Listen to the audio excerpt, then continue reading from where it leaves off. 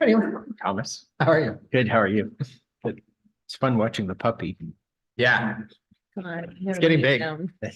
it's like wild. Brammel's 24 pounds. It's Really? like a fat little potato. Yeah.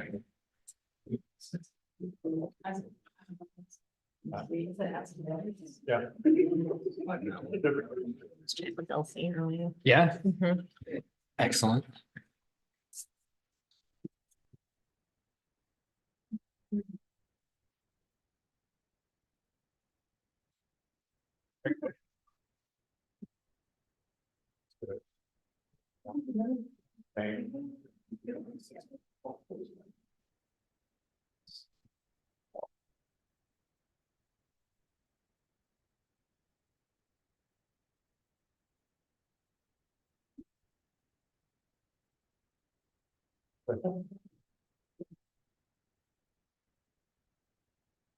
All right, are we good, Neil? You're good. Okay.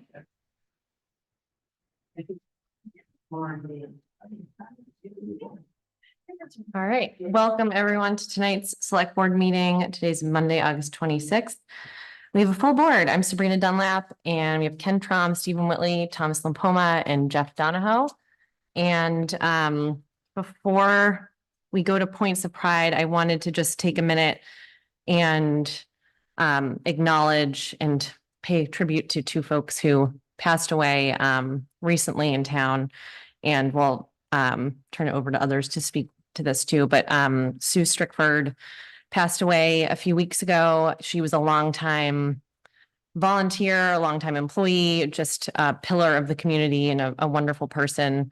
And then also Tom Johnson, who I did not know, but he also worked for the town for many years. So I just wanted to acknowledge them and say our thoughts are with their families. And I don't know, Ken, if you want to say something. Sure. Specifically with Sue Strickford, she and I were both first elected to the select board 11 and a half years ago. And before then, I only knew her to say hello to.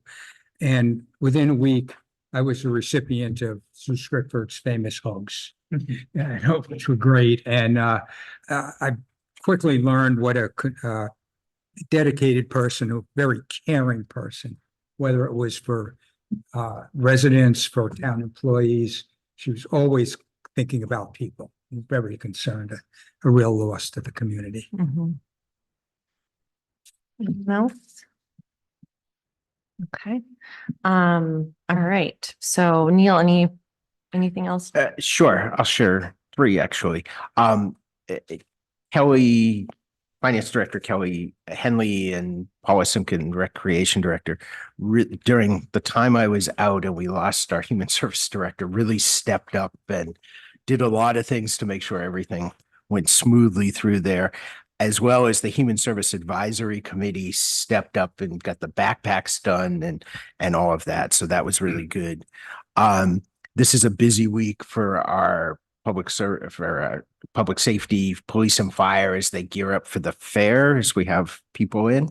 And if you've been to the transfer station at the metal pile, you'll see a new fence on wheels that wheels back that was actually fabricated by Adam Pearson at the highway department. And what it can open up when no one's there, except employees, to push the metal into the thing, but it closes and makes us compliant with the labor standards. So it was and the labor department was quite impressed with how it all got fabricated and done. And so he was pleased with that.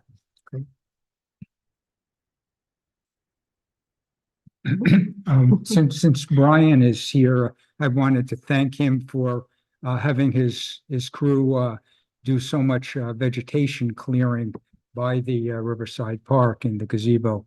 I thanked you before, but I'll thank you officially. I'd also like to thank Mark Zankel and Neil. We had the community power public hearing last week. We probably had near 50 people there, as well as I don't know how many online. It went very well, and I think there were a lot of good questions that were answered, and I think everybody went away satisfied. Good. All right. Next, we have administrative versus approval of the consent agenda. I'll move we approve the consent agenda of August 26, 2024. I'll second. All those in favor? Aye. Aye. All right. And approval of the public meeting minutes from July 22nd, 2024. And I will just note that we did have to cancel our meeting on the 12th simply because we did not have a quorum. We have to have 3 people in person to hold a meeting by law, and sometimes things come up with work or family or whatever. And so unfortunately, this is one of the rare occasions where we did have to cancel that meeting because we did not have a quorum in person. So that's why there's been such a gap between meetings. But anyway, approval of those meeting minutes. Okay. I'll move we approve the public meeting minutes of July 22, 2024. Second. All those in favor? Aye. Aye. Okay, next we have public appointments. Our one and only is 5:30 with Byron Carr regarding the Riverway Park. Yeah, he handed out one of these to everybody, so you won't have to take this. Got mine back as I said I would. Do you want me to slide this around so you can see it? Oh, well, I don't know, I don't what's the think view anybody for, else will be able to see it. Though. yeah. It's fine. I can see it. Is it a pain to move? Cause Yeah, if you put it exactly. there, then it will be on camera, but I don't know how big of a pain it is to move. Or to shift the camera. Yeah. The audience is going to be blocked out. Well, Perfect. And Byron, if you can just speak into a mic so that we can pick you up on our video, that'd be great. If you can speak and if you can move that mic maybe close to you so we can catch you on the recording. Thank you. somebody actually might listen to me. Every so often we. Okay, yeah. I mentioned I was gonna, get some people together and, create like a master plan for the, Riverway Park. In the future to give the select board guidance on, keeping it aesthetically nice. We get input from, a lot of the residents on what they'd like to see and just, in general, what they'd like to have in the park and not have, the placements of it. So this is not a finished product. I still plan on talking to a lot of people, in front of some of these stores and just get, more input to see if they like it or not, or if they get any more bright ideas. So, in general, this is the park area here, the river and the brook over on that side. The gazebo is here. There's the maple tree, the station house, the sewer pump house, and the parking area. What we in general came up with is some people wanted a playground. Everybody said, "No, we can't have a playground." And one lady said, maybe just one piece of equipment, a swing set or something. So we said, well, that might be possible. So, where would it go if there was one? We're not saying any of this has to be done or needs to be done or whatever, but if somebody gets a bunch of money and says, I'd like to donate a swing set or a piece of play equipment, we think it could go over in this pretty much unused area over by the pump house. Because it's, none of the functions happen there, and it's, kind of out of the way, so that would be an appropriate spot for it. We wouldn't want to have it over on this side next to the station thing, because, events take over that space at times. So it's just things like that we went through. We thought, the gazebo could stay where it is. Just kidding. And I see the Abenaki monument finally getting put together. That's nice. Now, as far as the granite benches, there's I had a lot of comments that people didn't like exactly where they were. They were kind of cumbersome in the whole area of the space. So, in considering that, actually, Brian suggested that we, put him, over along the bank here, so he's sitting there looking at the river, which seemed like a good idea. And possibly right here where the gully is, they go down to the boat launch now. Right there could be, a viewing area where they can double duty as viewing the river or a function. But trying to keep them out of this area. It's possible one could go either side of the maple tree. But wherever they go, after talking with the DPW, when they mow this, mowing around things could be a problem if it's like that. Plus, people sit there and scuff their feet and it gets muddy. So I suggest that with something like this is done, any structure that's put in there, put some pavers or something in that's, solid, that have it extend 1 foot out from anything, so they'll be able to quickly mow around instead of having to get out there, grass trimmers and go around everything. And, just make things easier for the DPW. People talk a lot about bathrooms. The bathroom could go over in this area, next to the pump house. And that's a tough one because of, talking with the DPW, they said vandalism at the one at the up at Houston Fields is a problem.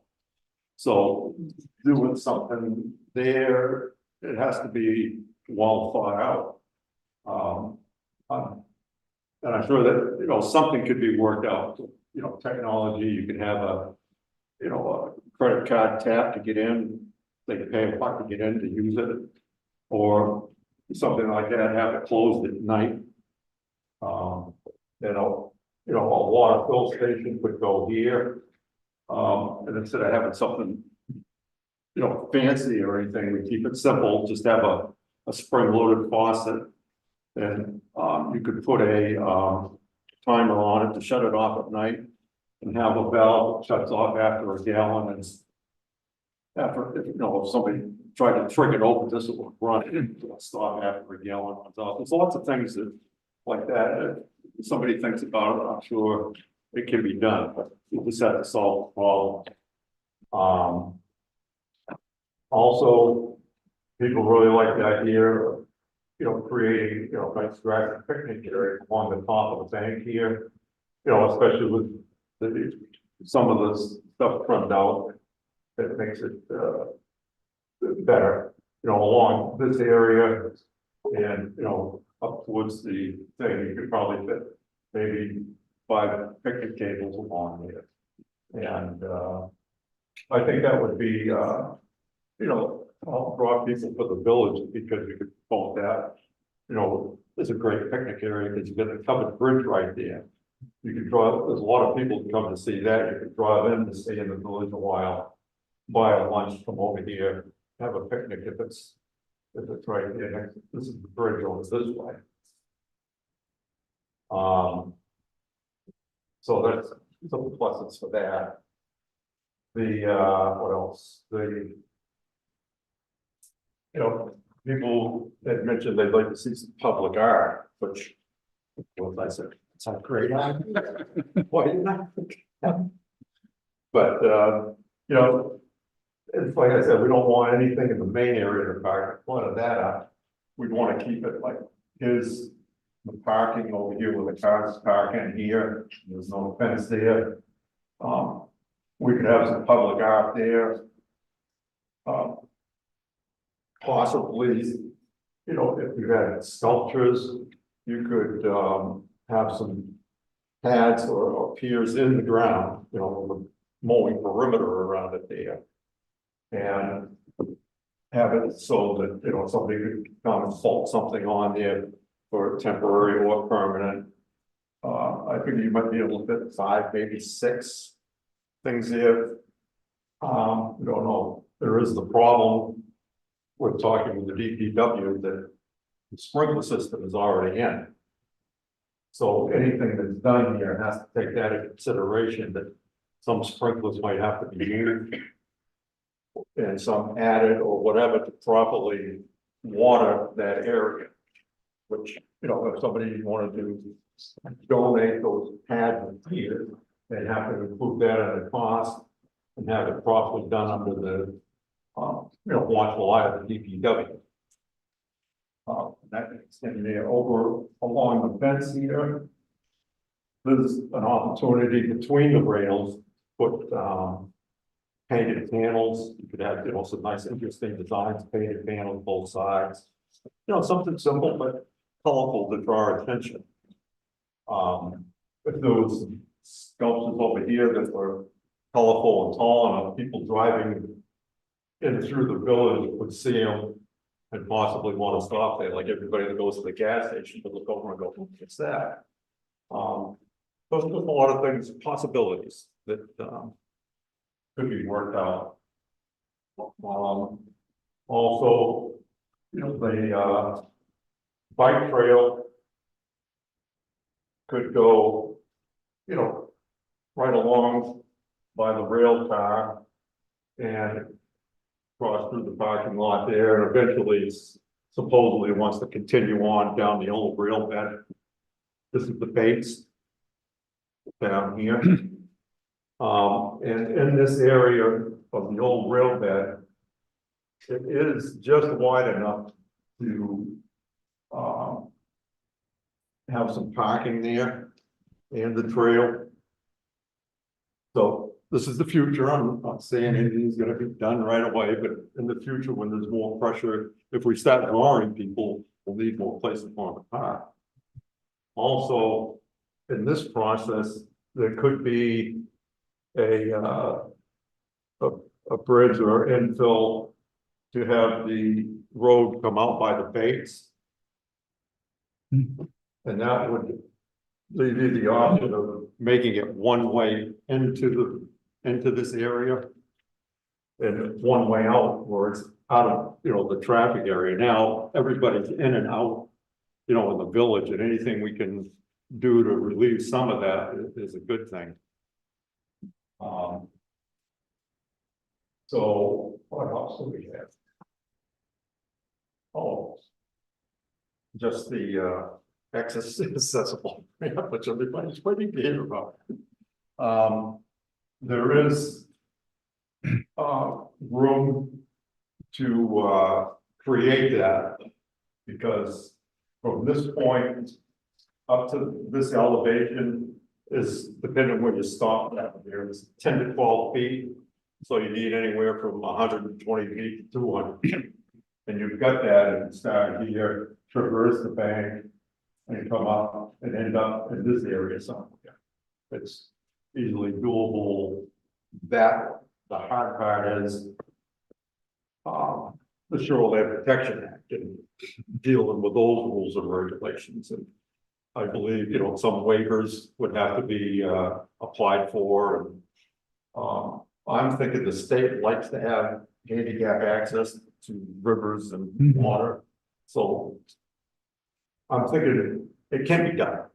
There's problems you have to solve, yes.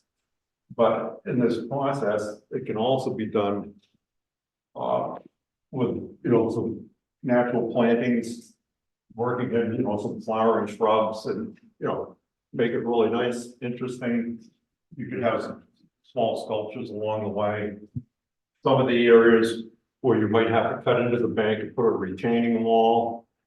You can get the retaining wall cement blocks and have it etched in or something of people's names to extract money. I mean, donations.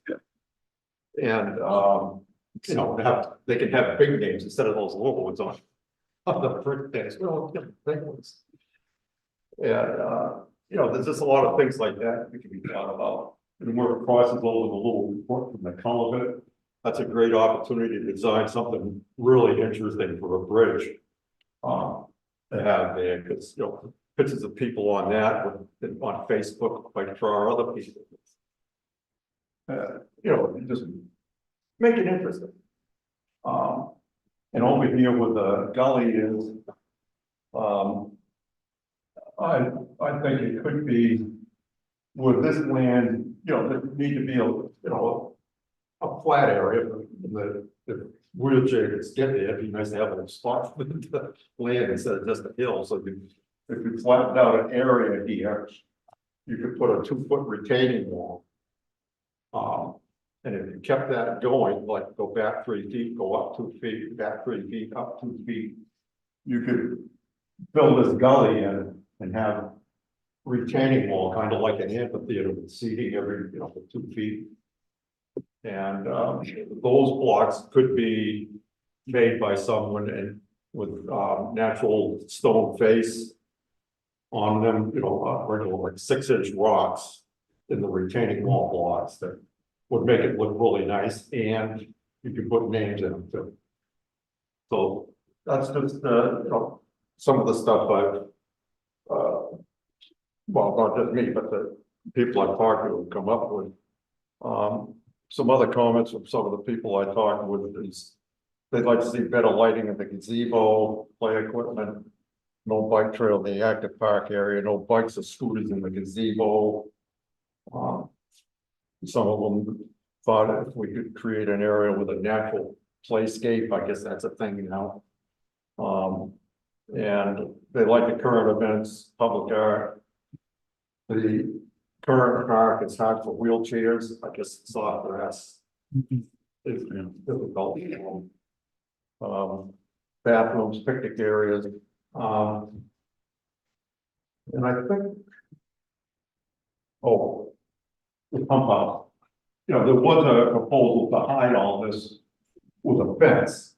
And at first I thought that was a good idea, but seeing it all cleared out, it's just nice that it's open and they painted the electrical thing, and that looks great.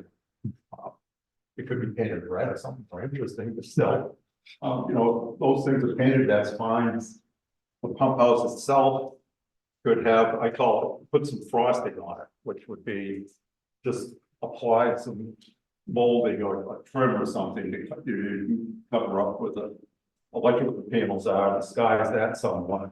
They put some trim on to have it mimic a railroad type situation, keeping the theme of the area. But just a lot of things like that could be done if, people sit down, think about it, solve the problems. And I guess that's it. Oops, my ears.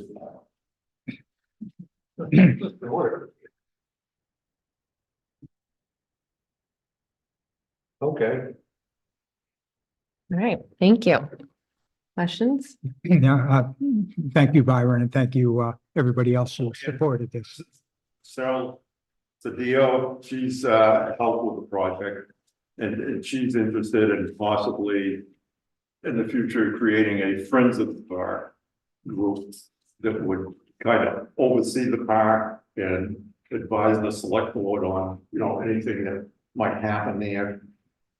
And they could also be in charge of rounding up donations and stuff. If any of these projects want to be done, they could kind of oversee that. And I think they should also oversee the maintenance of some of this stuff, like if there's bathrooms, figure out how those get cleaned and raise money to do that. And keep the maintenance up on the handicap ramp, because talking with the DPW, they said, we don't have time for any of my stuff. So I think, a Friends of the Park could do those things and raise money to make it happen. And just oversee it, and this would be a wonderful thing. And, and work with the village businesses to create, more events or opportunities. Byron, one thing thank you again. One thing I'm curious about is what is town-owned property and what is privately owned, say, where the boat ramp would be, boat launch ramp? Well, this Is that all town property? line, it's about the center of this brook. The brook off that you go down the dip over to the swimming area. Yeah. About the center of that brook, which is like right about here, is the town property line, I do believe, at least according to the maps. And this little area right here is like the dip that crosses over that brook. And down here, the town owns down to, you know, just about that line and out here a ways. And is it Houston property and Yeah. abutting it? Okay. Where you were concerned rightfully about potentially vandalism, would you have the same concern with artwork? Possibly, but Hmm, we can't let them run our lives either. no, agreed. I think with the technology today, you can set up a paintball gun, hooked to the internet and give everybody a reward that shoots somebody that's vandalized, you know. Things like that, you solve the problem. Ingenious. And you could charge for that opportunity.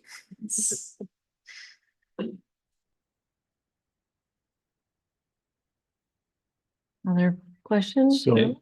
Ken's clearly getting ready to retire. Because he didn't ask you how much. Have you put any sort of numbers to what this would all cost? Won't cost the town a dime. Because I have been. That wasn't actually my question, Byron. My question is, what's it all gonna cost? We'll get to how much the town might pay. I can make a guess. I'm just interested. Well, the biggest thing, of course, would be the boat, Yeah. which, you know, there's a lot. Retaining walls. A lot of people that are willing to give money for that. People I've talked to, but that's anywhere from, depending on if we can get it. It could be 60 to 100,000, say. Or it could be 35,000. I'm not sure. I'm thinking maybe 60 range. If you have that hire contractors to do it. If you could somehow arrange volunteers under the correct supervision, it could be less, because it's not rocket science. You just have to know the right thing. Depends on what it's made out of. You just need a point man that says, fill in that hole, dig that one. You get it done right. But, no, the pensions, we have the pensions. Putting these pads in. Moving sprinkler systems, it might be. Anywhere from 100 to 500 bad, I don't know. And the trails that you're talking about, the bike trail. Well, I guess eventually the Senate Be Concord Rail Trail would oversee that. Well, That- that's an important question, because I'm not sure we want to give up control of this particular stretch as a town to a non-town entity, because well, I don't the know- center of the village. Yeah, I don't know if you have to give up control. Well, I don't know. all their existing easements give them control. Well, then they have to do it without an easement. That's between you guys and them. If they get to that point and they want to do it, that's the location people like. Most people like it, some that don't. Yep. But most, There's always some that don't. then one person that doesn't want to see an access. But that's one out of, like, probably 100 people at top is. Hmm. You know, it's always a balance. Stephen, do you have a? Yeah, I didn't know if Jeff was. No, I'm done. Go ahead. it- there's a lot of really good ideas here, Byron. What's what was the process that led you to sort of put this together? I guess I'm curious, who have you reached out to get input from Well, that sort of led you to? we had a meeting and maybe 10 people. The first one I wasn't there. Oh, I know. I Yeah, and we took input from them, Yeah, and then, I talked to a lot of people around town. I was out at the farmer's market once, and I did something else once to gather information, what people would like to see. yeah, And, and there was a small group of us that talked about the feasibility of some things like a playground. That didn't seem feasible. But a piece of plate equipment. Okay, so it was talked over with a few people. Mhm. And, you know, input like Brian was helpful. Sounds like DPW was involved a little And bit. I talked with them a little bit one morning. I, you know, wanted to make sure I got their input on stuff. Okay. Seen a play. Yeah, So DPW has not commented. that was gonna be one of my questions is if, I mean, has the town staff that gave input, have they seen sort of the visual of No. what? Okay, okay, I want to talk to you guys first. okay, Since you're the controlling legal authority. yeah. I mean, I If you had any input or bright ideas. I have concerns about the shoreline approval that's going to be necessary for the accessible ramp. I love the idea of the accessible ramp. I really do, and I think we need it. I worry about the cost and the time it's going to require to get that. And one of my observations is that because of the way it's located on the plan, it seems like that might be one of the first things that needs to happen is to get approval for where the ramp is going to go from the state. Because then you know where the ramp is and you can, you know, organize everything else after that. Place. No, I'm not suggesting it needs to be moved, but I mean, Yes, is a problem, but there's been a couple of people that have said, you know, they help with that process. Yeah. Been through what could help with that I process, probably. I whatever, hope but- they're not making it seem more simpler No, than it is. Which I'm sure would never happen. But certainly require engineering. Yes, yes. Oh, yeah. And the other just observation is that, I mean, it looks like the rail trail goes through the parking lot.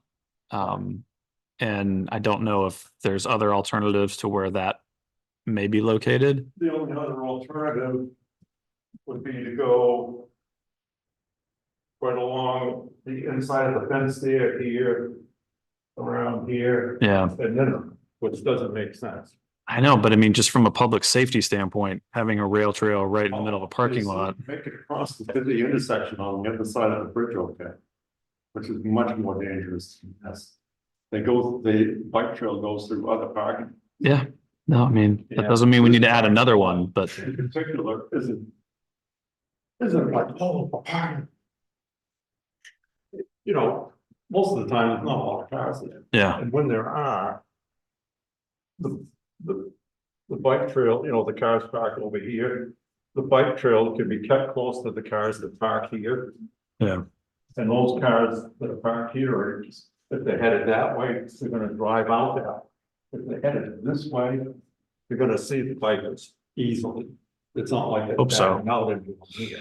yeah, So with the plenty of room for somebody to back out and not even come close to them there, this parking lot isn't, it's dangerous, as you might say, and I did some research on bike incidences in parking lot. And I only found one or two surveys, and it was like 1% of the bike interactions with cars was in parking. yeah, Driving down a road, passing parking along the road, yeah, that's dangerous. People opening doors, people backing out, can't see. But this is a little different situation than that, so I think it's safe enough, and there's places. If you feel it's dangerous, you can put up signs, please walk your bike to the back, mhm, like you should walk it across the road. yeah, It's, you know, and that's what, you know, I thought that, the bike people, and they said, yeah, that sounds fine. yeah. Are you good, Steve? Or- I just had one other one, but you Oh, yeah, may go- be no, about go that. ahead. And I was just a question about sort of what you were looking for from us at this point. Or if this was just like, you know, an update about some of the work you've put in. An update, and I didn't know, well, you may not think of anything right now, but. You know, if you think of something in the next few weeks. Just send me an email and give me your thoughts, oh, could we do this there, or. Now that I think about it, I don't think that's a good idea, so you Yeah. can, you know, keep giving me input. Okay. Right now. You said this looks good, that's fine with me, to continue on. Yeah. So that was sort of my question, but I guess picking up on that, what do you mean continue on? Like you would keep sort of, Well, I'm gonna go. Talk to more people okay, and, you know, when it's finally done, it'll be a real plan, like. so, well, thank you. This is very helpful. I have a few questions. So that was my first one, but just thinking about priorities within this and then also bigger picture, like we just had this, our last meeting, we had the Economic Development Committee present to us about like bigger picture Tookie improvements. And so we're still having a conversation about that. So I'm just thinking about town resources and places that need sort of care and updating. I'm not sure, like we haven't actually discussed it. I don't know where this would fall on the priority list. I think the boat launch to like what Steven said is probably the highest priority. Perhaps maybe the costliest and most difficult as well. But so thinking about prioritizing within this, like what would be the first thing you want to do? And so maybe you haven't gotten there yet, but just. Well, as far as I'm concerned, the first thing I wanna do is whatever somebody comes up with the money to donate to do it. And so, My main thing all along has been just getting where things can go to keep it, you know, to give some guide on keeping it, nice, what could go there, what might not. Is And- my main thing as far as doing the things. I'm not saying you have to do this or that should be first. That's up to whoever wants to donate the money. And like I said, I don't expect the select board to come up with all the money for anything. so on that point though, maintenance is a huge issue. And we have other things in town that originally were donated or partially donated that now have become a big ticket item for us to deal with maintenance. And so thinking about, I mean, everything in there would require maintenance. And so you might have volunteers who help with some of that, but something like the bathroom, I mean, I just worry about DPW having to pick up costs of maintenance, the town having to continually do maintenance on some of the like more permanent things in there. So that's just something that's a reality we'll have to. Talked about, like I said, if you get a group together that, could handle a lot of that, overseeing it and raising the funds for it, I think it would be easy enough in this town to raise the little bit of funds it would take to deal with that.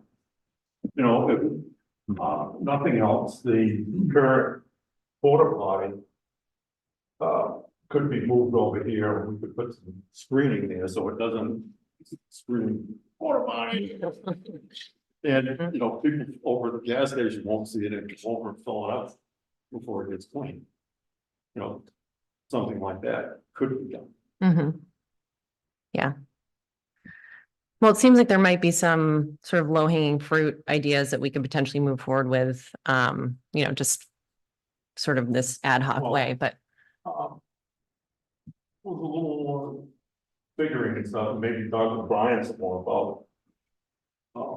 Benches, you know, how those could go on. mhm, I know people are looking for those, yeah.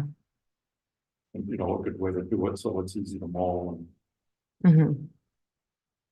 all that stuff. But, yeah, so if you just say, looks good, it's fine. I think this is a good continuation of the conversation. And, you know, I think as we move forward, though, we'll have to put some parameters around this and what it looks like. And maybe something like a Friends of the Park committee is the direction that makes sense, but maybe it's something that continues to just be under the select board. But obviously we'll have to have some, I think, Well, any committee like that would be under select. right. I mean, like, but we could potentially move forward with some projects just as is right now, if we, you know. But like I said, that's all I'd be about this. I do think there probably will be, you know, as we get further along, there will be harder conversations about cost and maintenance and, you know, making real decisions about some of these things. If So it does happen, it could go with those. what's that? If it does happen, if anything does happen, if it goes in those places, it'll help, keep the car. And anything you do can be made to look nice and interesting. Mhm. Follow that. No doubt you can make it look nice and interesting. We don't doubt that. All right. Well, thank you for, all this time and effort. We appreciate it. And any other questions, thoughts for now? Actually, as I'm looking at it, I do have a question. Could the ramp for the boat launch, instead of coming from the direction it is, come from the other side and back of the railroad section house? Is there enough? Well, that's a real steep bank, have to put piers in. Water retaining or a water retaining wall until it probably be 50% more or twice as much more. So you've looked at that as an alternative? Yeah, Okay. yeah, because that was my first thought, oh, you guys come from here, I started looking at it. Boy, that's kind of tough. It's, you got the slope, and you got the trees, a lot of trees in the land. This route, you can miss most of the trees. And it, gives you an opportunity to, especially with those little bridges, to make a real nice, interesting bridge. And actually, where the outflow is from that culvert, it's a lot of rocks and kind of slopes gently down. You could move some of those rocks and create like a little waterfall there to make, just make things interesting. With, flowering plantings and stuff. It could be really nice. Has anybody ever heard of the Bridge of Flowers in Shelburne? It's this old bridge that was taken out of use. And people planted flowers along the whole thing. It's like 300 feet long. It's fantastic. It's full right now. It's under repair, but town is fixing it up so they can bring it back. It was, just one of those things you stop. Oh, I can see this. Yeah. Can I just add Oh, one yeah. more? Just, I guess, suggestion. I mean, I maybe I'm too focused on the ramp as it relates to everything else, but I do sort of think it's like the first domino as far as location. Did you, and maybe you said this, Byron, did you chat with any engineers that have, experience sort of locating something like this and going to the state for approval? Yeah. And They said- this was the suggestion of where to locate the ramp? Well, I think he agreed that it's about, spot. Whatever. Okay. And he said, yeah, yes, there's a lot of hoops to jump through. Yeah. Yeah, it's some of the things they don't like, but I think you can get through that. Yep. Okay. All right. Well, thank you, Byron, and everyone who contributed to this. We appreciate it. Okay. Thank you.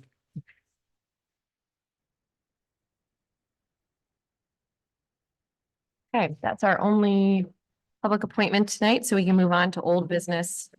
First up is the hazard mitigation plan approval. Yes, so you have copies of that. We had a public hearing on that.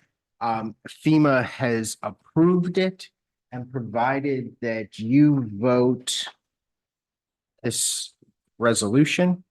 It will be in place, which will allow us once again to get FEMA grants. Our process went much quicker than many places because they switched the process in the middle. And all the requirements. So luckily Concord's, which took longer, Stephanie Alexander from regional planning helped us with it. And she had done Concord's, so she learned from that what we needed to add in advance. So she put in a lot of time. Chief Yale put in a lot of time on this, and it is, hopefully you'll agree that it's ready to be adopted. It's well detailed. It's a federal government document, so every time we update it, we double the size requirements. So is there a motion there that you need read into the record that Stephen can Yes. read and I can second? I move that the board adopt the resolution to adopt the Hopkinton Hazard Mitigation Plan Update 2024 as has been presented to us tonight. Second? Is that sufficient, Neil? That is sufficient. All right, all those in favor? All right. Aye. Anyone opposed? All right. Thank you to everyone who helped with this. I haven't signed anything. Okay, we're good with that. We'll sign that. Okay, next up is the reval update. Sure. As you know, we had a reval, as everyone knows, we had a reval. And there are hearings going on right now. There were, before the last day was added, there were just about 200. So there's a little more. So out of 3,200 properties, about 200, that's probably about average given that this market is there. I think we have good information now. We didn't have good information. It kind of all happened more quickly than we were ready for, and I was on vacation, and so we had a little rocky rollout, but I think we got that all sort of up and information out. It seems like the hearings have gone well. The hearings took place last Thursday. Took place today, and they're also taking place the rest of this week, every day this week. So, so that's moving forward. The amount as of now, before all the changes happen, the town in general is up 78.9%. I mean, it was 79.8%. I should read. Yeah. So it's fairly significant increase, not really surprising given where the sales have been at.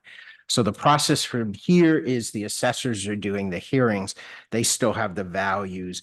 Then once they finalize everything, they'll come to the board to accept them. So hopefully that will either happen in 2 weeks or 4 weeks. So, and we have received an extension until October 1st from September 1 to submit the MS1. And Neil, just for the record, if you want to explain that if the assessments go up 79% on average, that the amount of property tax revenues the town's receiving will not be any greater. It'll be adjusted based upon that percentage, and the rate is set by the state. Right. The amount collected is based on what's voted at school meeting, town meeting, by the county commissioners or at the county, as well as the 2 precincts if you live in the precincts. That amount is the same. It's spread over more property, so the rate drops. There's so many factors involved with added property and exemptions changing and things that I've really been hesitant to give sort of a sample what the tax rate might be, because I don't want to give the wrong information as it comes in. Once the values get finalized, we'll have a better sense of that. And I don't think they'll change that much. But there are things, properties go up, but utilities don't go up that amount because they're already changing. Utilities are done differently, for example.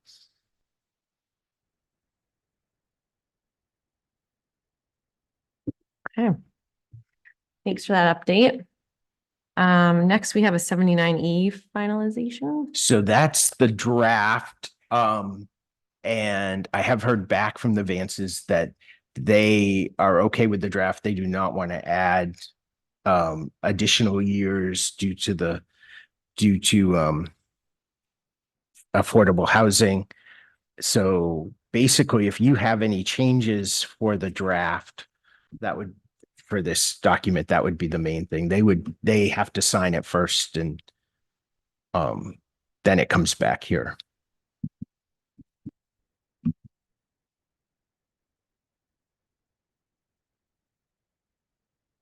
And Neil, I had asked about certificates of occupancy, and does that affect what we're doing here? Did you get an answer to that? It does what? wanted a certificate of occupancy. I don't think the apartments are completed. Right. I think it can be added because the assessment is based on what was there April 1st anyways. So it'll be part of that. So that would get adjusted amount wise Okay. as that got done. Okay, so 7 years, I think that is where we landed, right? Last meeting. Yeah. My notes, okay. But you're saying in case they don't make the changes? So we're agreeing to keep the base assessment at what it is today. Right. I thought somewhere in here I read that they had to have a CVO in order to ask for this exemption. Got it. Or for us to approve it. So, Got I but I didn't, don't see it here now.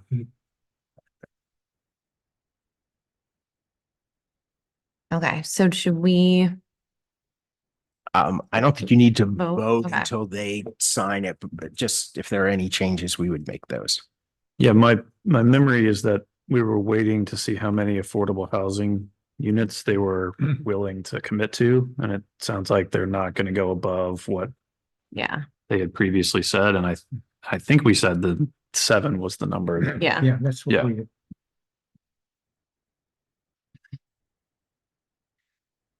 Okay, we're good on that. Good on that. Great.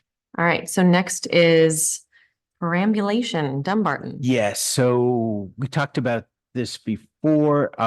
Ted Wells has offered and is working with Henniker to perambulate that line. But we don't, Dumbarton is looking for someone to do this with them. So, and it consists of going out and walking the town line, verifying the markers and Thomas Just- wanted to do that. Almost volunteers for a lot of stuff. Who did it last time? Steve I Lux thought it was did it. Steve Steve Lux has Yeah. done some Yeah, at one point. I can't remember. And Concord never wants to do it. So I don't think This came up with Warner a year or two ago. We did. Yeah, We did that. I remember that. Long line of Concord. it's a long line in Dunbarton too. Dunbar, yeah. It's easier to do the short lines. okay, so timeline on that is just we need to find someone to do it. That's right. And okay, yeah. Dunbarton's not that long. Do you need to be good with like a compass and map to do it or? No, you pretty much Pretty straight lines. all Okay. written out. And I think I'd have to check the Dunbarton one, but all the ones that have been done recently get GPSed. Mhm. And the write-up, it's pretty interesting to read through the write-ups because it was done every year. But of course, now everything's so much more accurate anyways. You're really not Like arguing correcting, too yeah. much about where the town line is. You can pretty much know where it is. Well, you get to do that. Hope You get to not. argue. So- Oh, yeah. Argue about where the lines are? Oh, yeah. Perfect for you. Oh, no. That rock should be over there. I only think if we that get more happened. property tax revenue out of it. So typically process wise, just one fell swoop of walking or do they like break it up? Usually it's like a Depends on day. how far you're going. Well, I know. Depends on Yeah. which line. Okay. Gonna need a For community. Dumbarton, I'm wondering, I don't know how long it is. 2 miles. Seems like it could be done. You could do it in a day. Okay, so we'll wait for Thomas to confirm. It looks kind of fun. Thank you, Thomas. I'm sure we can find some. We'll If I find someone can, for I can this. find Okay. someone. All right. And finally, under old business, we have the Kentucky Village EDC request follow-up. Does that involve That- EDC members coming up it- or? it- No. That is up to you when you Okay. left that you were going to talk about this. Or does Dunbarton already have somebody or they're just looking, Dunbarton, I believe, does have someone. does have somebody?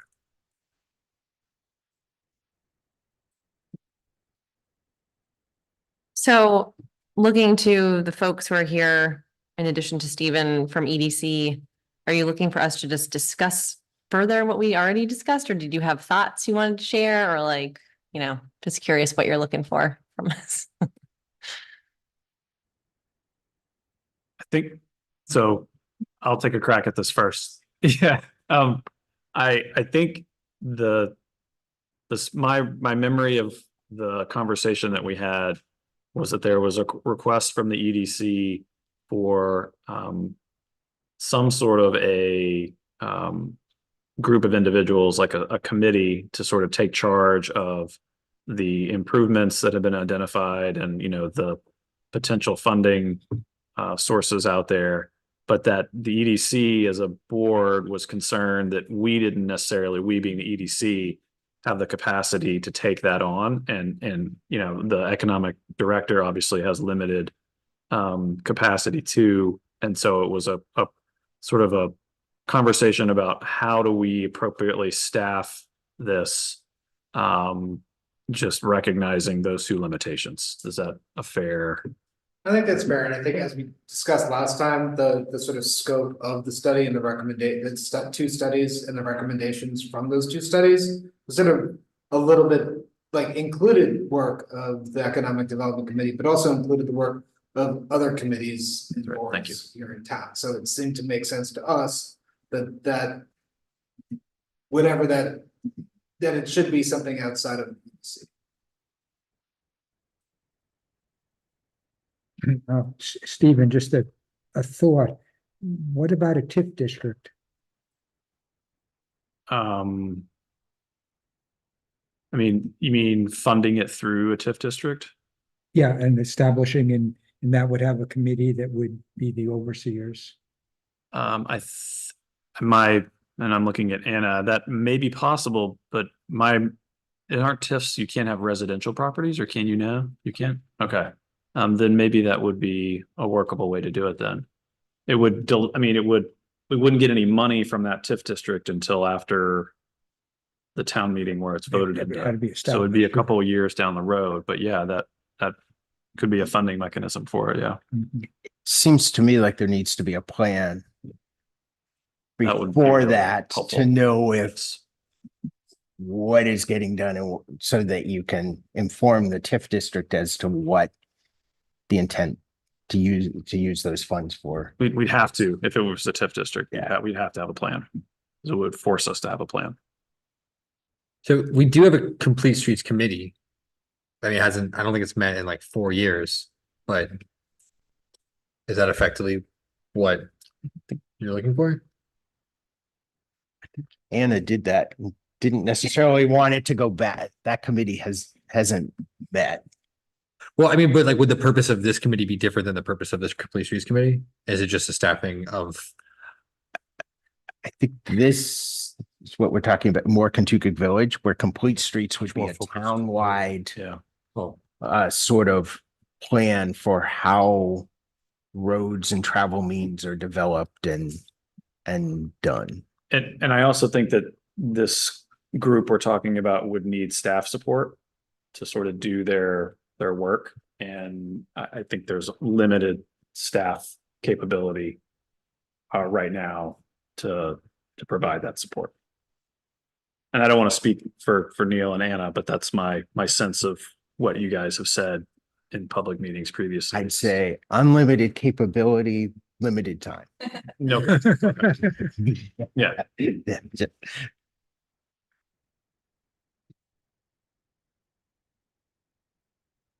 If I may, an option before the select board is to just assign it back to the Economic Development Committee and let it cook. And then we have at least a charge from the select board to work on that.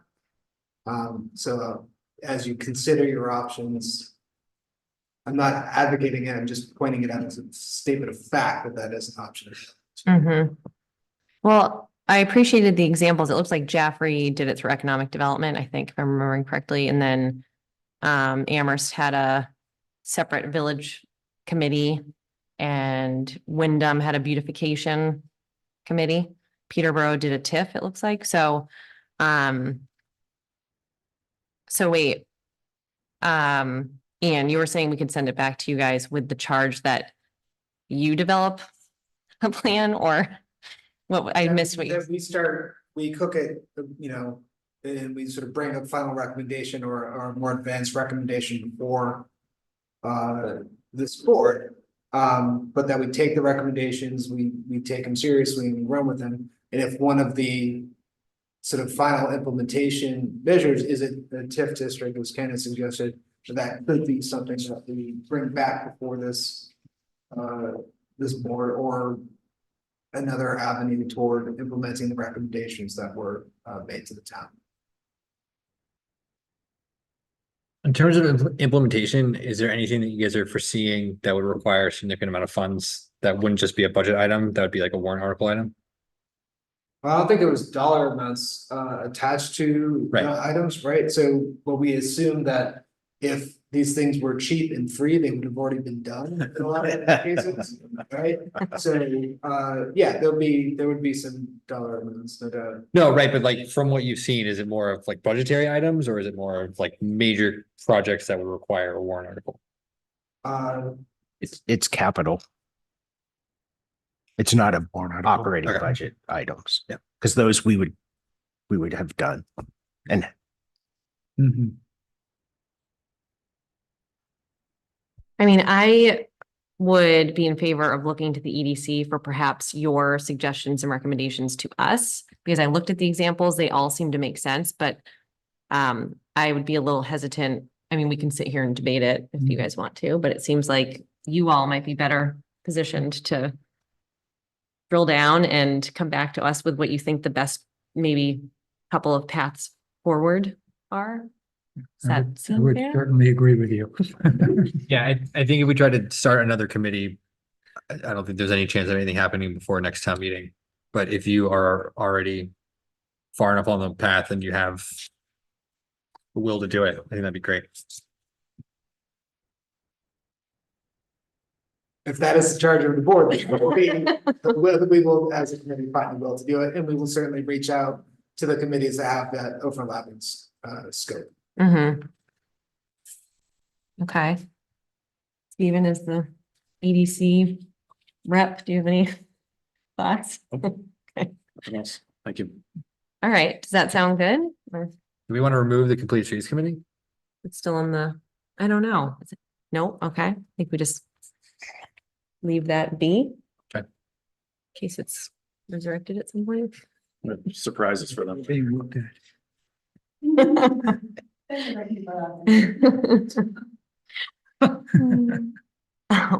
Okay, so I'm sorry we weren't very helpful, except to give this back to you to give us further guidance, but if that works for you. It's direction, Okay, good. so thank you. Okay.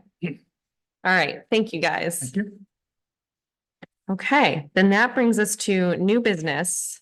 First up is a financial update. sure, you have the end of July financial updates. On revenue, I'll just note that the first half of pilots have been billed and that money is coming in. Motor vehicles are running ahead, which is always a good one because that's other than property tax, that's our major revenue. Flood money should be in soon. And the rents are running over because of the added revenue from the hydro plant, which they had a good year, which helps, and it's Mhm. based on percentage. So that's revenue. Any questions on revenue? And expense, IT is still running tight, but we should be fine to get through as long as nothing unexpected happens. And really everything else that's not sort of in the percentage range where you would expect it is timing. There's nothing else unusual in the budget. Just a couple, I agree with your comments. I assume shimming and paving is going to jump up this month. It is. And under vendor payments, there was nothing paid this month. Are we not getting hit with welfare issue concerns? Yeah, there may Going not down. have been much in July. And it may have been paid in June and August. I know there's been some in August. Okay. It's And also a department that's had a lot of transition in the last 3 months. other than that department, are there any staffing vacancies? We could use another person at the transfer station. Other than that, there are not. Okay. And for maybe for next month's report, could you include an update on capital expenditures? Sure, what's been expended? And, and, a somewhat unrelated question. You had provided to us previously that the DES had given tentative approval for loans and loan forgiveness with regards to the transfer station lagoon project and the wastewater infrastructure condition assessment. And did they give us a final approval? They have not finalized. They did have public hearings, so we should have that totally finalized soon. Okay, thank you. That's But all I had. it should be. Okay. Since we were talking about shimming and paving, I've had several people ask if we have an estimate on when Briar Hill will be done. Sure. Not done, but this piece That's of it. Briar Hills and Maya update. Okay. So we'll jump to that to answer that as part of the budget question. So the portion that the intersection and all of that was paved actually came in less expensive than expected. So we're going to be able to go further on Briar Hill, not a whole lot further, but it was kind of stopping at towards the top of the peak. I don't know if you had seen the markings, and it's going to go down further. So that's a good sign. And they've been diligently working on that to get to that point. So they're getting pretty close. I don't have it exactly when that will be done, but Mhm. Have they already marked out the whole length? You're saying the top of the peak, you mean the one with the big, the one it's Past Broad Cove as you're going in that direction. it's past Broad Cove. It's where just before you start down after if you're coming from Pennacook. So big beaver dam? and it's gonna go Yeah. Or down. not Big there? open space. Down further. There's a farm there that has a driveway with a triangle. Yeah. It's gonna go to about there now. Oh, yeah. That's a good landmark. Yeah. That is a good. Yeah. Unless things keep going well and we go further, which would be even Okay. better. Good. Okay, so we're good with financials? Okay. So we'll stick with new business. Next up is Townie Night coverage. County night is this Thursday, believe it or not, July 29th. I picked up today the 2,500 wristbands, so we have those. We'll be at Blue Gate from 5 to 7 or 2,500 people, whichever comes first. And it starts there at 5. The fair is fully open. But this does not include access to the monster truck. That's a grandstand, costs extra. The fair Gate only, is the blue gate. The Blue Gate is off of Park Avenue, and to get in, you go all the way down to where the Meadows is across the street. Okay. It's past our Park Avenue field. It's all the way down and come in, and then you drive all the way back. But that's the only gate. And that's the only gate. 'Cause last year we had 2, right? And it was chaos. It was fun when Two. person number 2501 shows up. So it always had been, I think it's the Green Gate off of Kearsarge. And the Right. plan was to move it, but last year it was both, which was That was a lot. a lot. Yeah. So it's just Blue Gate. We'll do blasts this week out Mhm. to try to remind people of that. Did we even come close to hitting 2,500 last year? We have no idea. Oh, We had okay. 1,000 and then We who had knows what to happened. re-up. I think 2,500 Yeah. should be plenty. Okay. Right, because we ran out of whatever we were handing out last year. Yeah. We had to We start using- scrounged for other Markers. markers, yeah. Didn't really have a good count after that. but Right, That's okay. good. So Blue Gate only, 5 to 7. I feel like, so last year was tough because we had the 2 gates, but I feel like in years past, when it's been 1 gate, we usually do 2 people in shifts if we can. I don't know what people's availability. You're gone, right? No, I'm here Oh, for you're here. this time. Okay. All right. Is everyone else around or? Yeah, I'm around. Okay. Yep. Um, I have a call until 5, so I can get there like at 5:30, but then okay. I'll, I mean, the rush is normally at 5. so- Yeah. probably as many people as. Yeah, okay. Even if I we could be like there. pre-certify people, just so they can just walk in. And we're doing bracelets. Yeah. Um, Get bracelets and then they just walk up Okay. and actually they could, I think they And they probably have could- to have an ID. They have to have ID. Or bill. Yeah, as we put out, Tax- or your tax bill or your utility bill, bill, proof of residency. and do you want, if, I don't know if I could get there much earlier than 5, but can we help bring anything or like? I help think I'll wrap- probably get there like at 4:30 with the Okay. tents and the Okay. signage and just have everything. I'll set try to up. get there earlier if I Yeah. can. This is an easier place to get in and set up than Yeah. getting in and out of Green Gate. It also means people won't be lined up in the road, which always Yeah. used to be a problem. Mhm. And one gate should help And one for gate setup a lot. That should. Yeah. Okay. Perfect. All right, great. And then our one other big date is September 10th, which is the primary. So not sure, I do have a couple, I think I have like 1 or 2 meetings. It's gonna take me out of the gym, but I should be there most of the day. Or others. I'll be there almost all the day. Yeah, could be there pretty much all day. I'm up in the air. I'm Okay. waiting to hear in a contract. I'm Okay. going to North Dakota. So maybe, okay.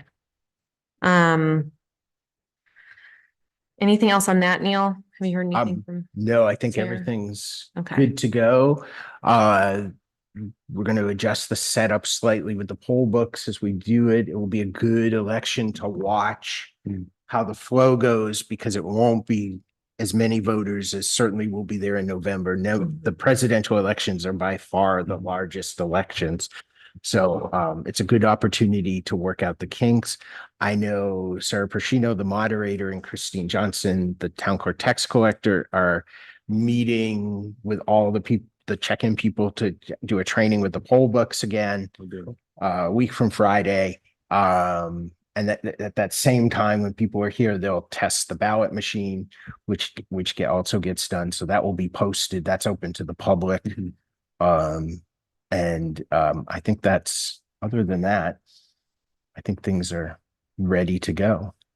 Okay. All right, thank you. Next, we have town administrator updates. Sure. We noted human services, so that position is open. We received, I posted it again on Indeed because that seems to go the way. I think we received 60 applicants in the last few days. So that's paused and we'll go through those. Hopefully we have some good candidates there to get that filled. We began on the 2025 budgets last week at staff meeting. The department heads got all their information. We've uploaded it into the system. If you remember when we went to the new software 2 years ago, maybe 3 years ago or 4 years ago now, all the departments can access all their own financial information. They can run reports and they can also enter all their budgets, which is great. The labor department had been here and did the inspection with the gate finished, and then there were a few other minor things. We are done. I'm expecting a letter from them. They were very happy. The ceiling upstairs is done. We've noted that before, and there were a few other things, but that all went pretty well. We did receive the phase 2 and 3 housing grant, and an RFP was sent out for consultants for that. And they have been interviewed, and the housing committee should be making a recommendation this week. We already covered Briar Hill. I think that's it. Since you last met, I was on vacation, which was very nice. I did not really realize the last day of my vacation, the assessing letters were sent out. So it was baptism by fire coming back, All right, as well as the human service director quit right, during that time too. So, yeah. but Gradual reentry. really staff did a great job, and really things went fine. Good. Well, I'm Probably- glad you're able to enjoy most of your Yeah. vacation. Oh, all right, thank you. Anyone have any questions? Yeah. I was gonna wait for other. Okay. So then we can do public forum. So anyone who would like to speak, now's your chance. And it doesn't look like we do have 4 attendees, it appears. Anyone online, you can raise your hand. And anyone here, raise your hand. You can come on up. We just need you to speak into the mic so we can hear you. Do I stand? Do I sit? I normally don't. Whatever you'd like to do. My name's Laura Morgan. I live on Barton Corner Road. And I had this conversation with the select board, the last reassessment. And when I brought up this, what I'm gonna mention, I remember Peter Russell saying to me, so you can see I'm going back to the past. He said, well, that's great because eventually my house will have an assessed value of 0 and I won't have to pay any taxes. So I ended up going to the Assessing Standards Board, and it's been a very long story, but here's what I want to get on the record. I don't believe there's anything that the select board can do or anything that the town can do, but I just need to say it.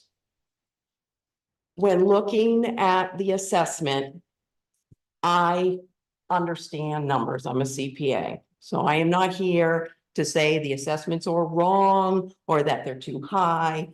All I'm looking for is equity.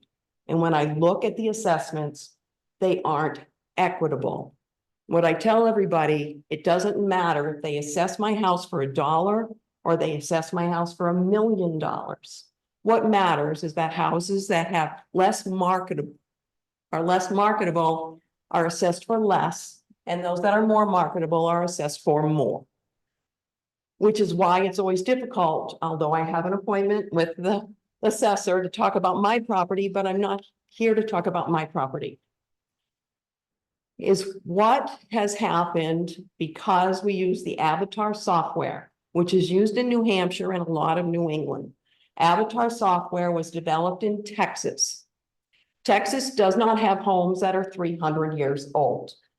When they look at an old home, they see something that has less value. The software is built, it's built in the database that houses that are older are worth less. This is not a true statement.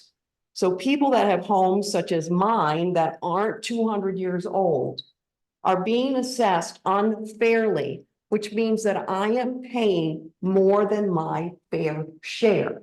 And that is not okay. If you look at the depreciation spreadsheet that is in their own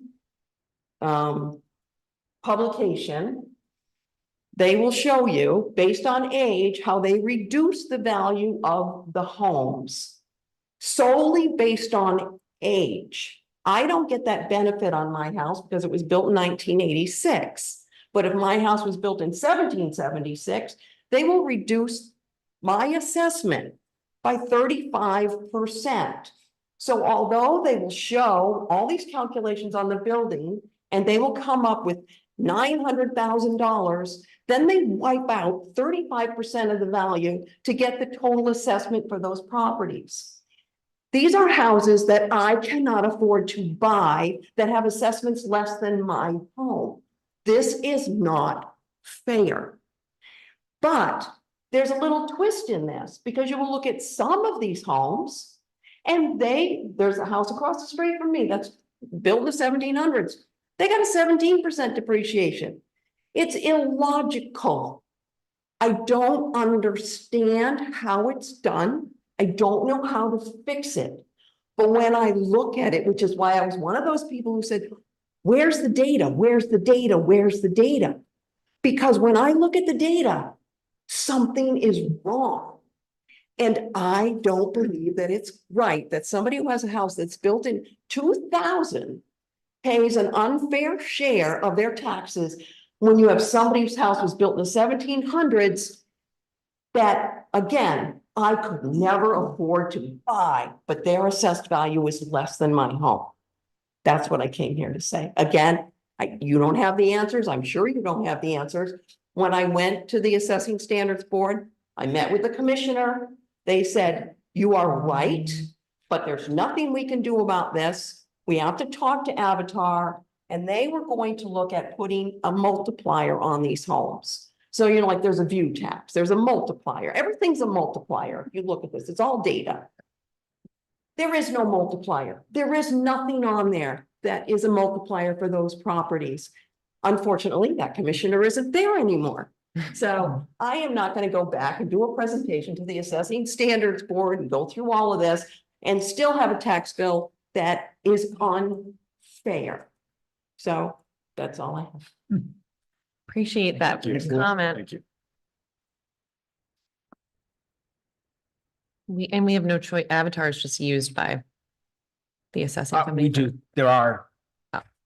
there aren't many options. Right, okay. Avatar is used by most towns in New Hampshire. Vision software is another one that's used. I've used that before. I think it's very similar. I don't think you find it Mhm. changed much.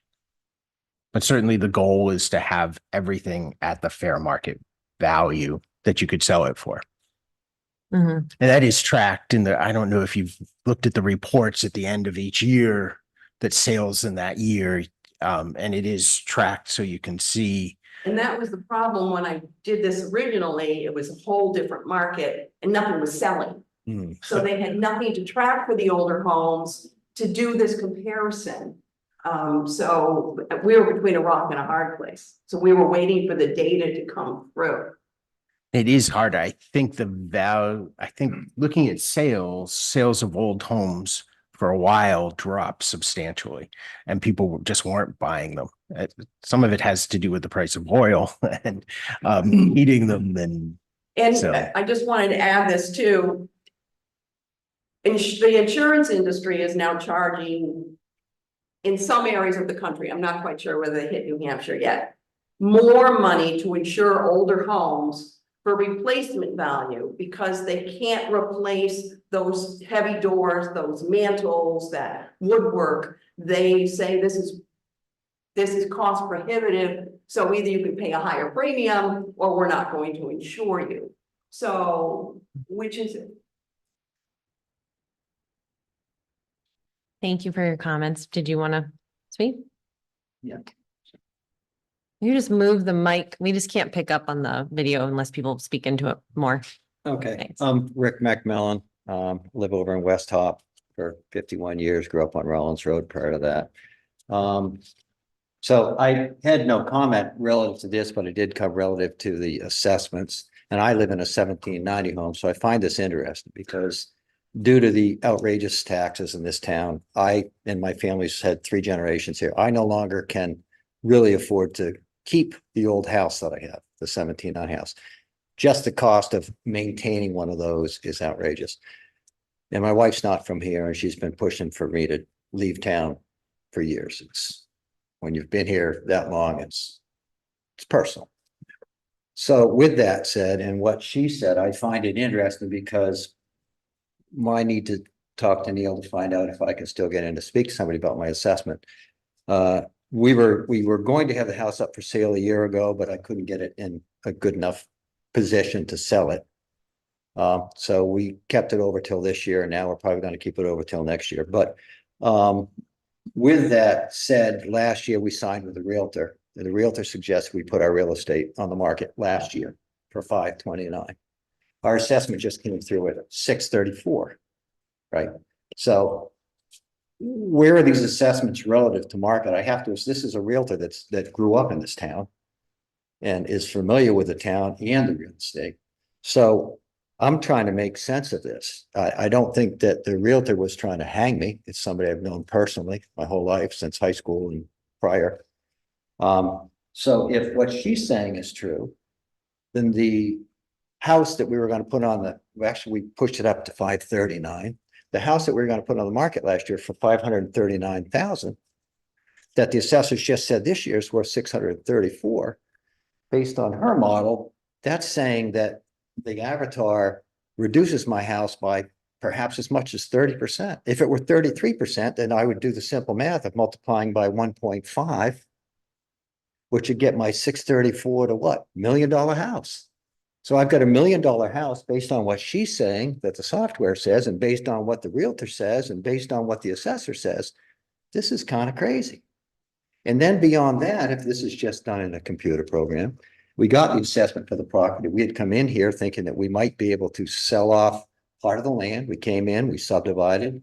We got the approval for subdivision, but then we said, well, let's see if we can hang here longer. We never actually subdivided. We have an improvement for subdivision, but we don't have a subdivision until we create deeds and file it with the state. There is no subdivided land. We were approved for it. So then after we get the 634 and what she's saying, we now have $1 million property that we're going to sell for 529 or 539. Boy, am I happy we didn't sell last year and we stayed in town, other than the fact that the taxes just went up. So this whole thing is just trying to sort it out, and what is it and how do we assess that? If you want to buy a property, the bank requires 3 comps. And on a 1790 house, they have to go quite a ways to find 3 comps for anything that's similar to what we have. So all I'm saying is the software is really out of whack. I can't tell. And like everybody says, if everybody's house goes up that much, or if that's all cool, that's fine, as long as it's equal. And from my standpoint, where is that equality by this assessment method? What makes it right or wrong? I have to think something's just not right here. And even though I might not be here soon, it's something this town should and needs to address, I believe. So that's not why I came, but in response to her. Would you like to speak to why you came, or were you just here to listen to something? Well, I came relative to hear different things about the tax assessments. Because Gotcha. I'm saying, well, maybe I'm crazy, or maybe Okay. I'm not doing the math right. I was a math major in college, but numbers do strange things. So thank you. All right, thank you. Anyone else wish to speak? Byron, or is it gonna be lengthy? We need you on the mic. Yeah, I just wanted to say, yeah, it's a crazy mess when you let computers take over instead of people going around and actually looking at houses and assessing them from looking at them and seeing how well they've been upgraded and stuff. But since Avatar's been around a long time, maybe we should use their method and pay them 30% less.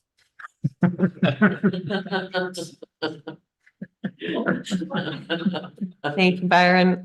Just to comment, assessing is largely done the way it's always been done, and it is not being done by the computer. It's still a human that enters it, a certified DRA assessor who has to enter the information in. Now, whether the algorithms are correct or not, the sales that have happened since the new assessments came out are pretty close.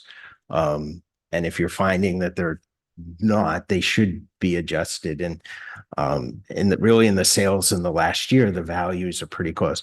But remember, it's mass appraisal, so it's done on a wide scale, not individual. So it's not, there'd be no way possible to get 3 comps for every property in town and do that. So that's why you really should attend a hearing and talk about your individual property to make sure that the information is accurate and that it's correct. I have to stand up to that. So I'm not sure if I am moving out of town, if I really want to change it, because based on what I'm saying and the additional, they took the subdivided land. That's what I didn't finish saying. Not only did they assess it for 640, but then they came back and said, well, you got a subdivision. It's another 148. So now we're at 650 and 150, 750, 800,000 multiplied by 1.5, 1.2 million. I'm getting richer by the minute coming in here.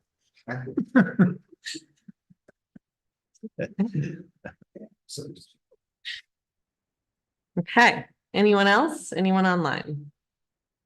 All right, so that does bring us to other. It sounds like Ken has at least one thing. Sure. The New Hampshire Municipal Association is having their legislative policy conference September 17th, and I'll volunteer to go again unless the chair wants to go. Thank you, Ken. Okay. It will be your last one, right? Yeah, okay. Still time to change his mind. I'll chat with you. I would actually be interested in going. I'm not sure. I don't have my work calendar pulled up here, but Okay. we can chat. Is that it? Yeah, I assume we're going to be in the near future having another meeting with the Webster Select Board to sort of fine tune Yes, because it was scheduled for 2 weeks ago. Yeah.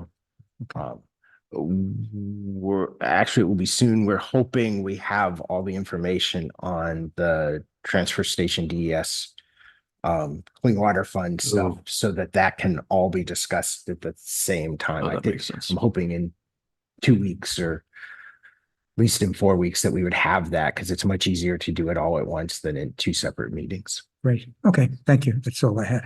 Okay. Anyone else for other? Okay, well, thank you to everyone who joined us tonight. We appreciate you coming here and your comments. And we do have 3 non-public sessions, so we will be doing those and then we will not conduct any other business and adjourn.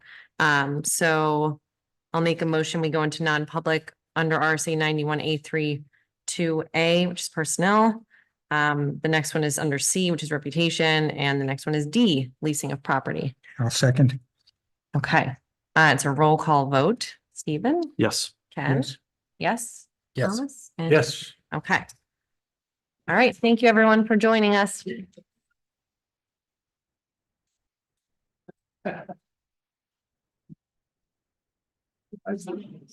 Call the number on your letter.